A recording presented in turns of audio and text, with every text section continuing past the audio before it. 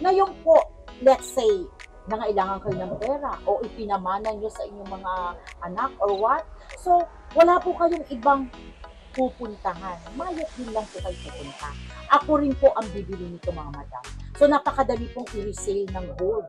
Hindi nyo na po kinakailangang maghanap pa ng matatalinong tao. Kahit po nga sa pawn shop, bumibili po. At kahit saan po, isang lakad lang may pawn shop, isang lakad lang may bumibili. So napakadali pong i-resale ng mga gold bar natin at ng mga gold. So now na po, kayo bumili ng mga gold bars. Kasi sobrang baba pa po. Promise po, mababa pa po.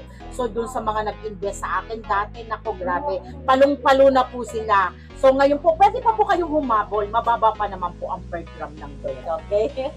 So paldong-paldo na sila mga madam, happy-happy na sila, yung smile nilang grabe. Kasi nung nag-start silang mag-invest ng gold, last 2 months lang, and doon sa isang buwan po, 1,000 na po per gram ang itinaas. So ano pa ba yon? Hindi pa ba paldong-paldo yon? Di ba paldong-paldo na yon? So yung mga investment, minsan 50 pesos lang, 100, and then now 1,000. So wala na akong masasabi, grabe. So investment talaga ang gold mga madam.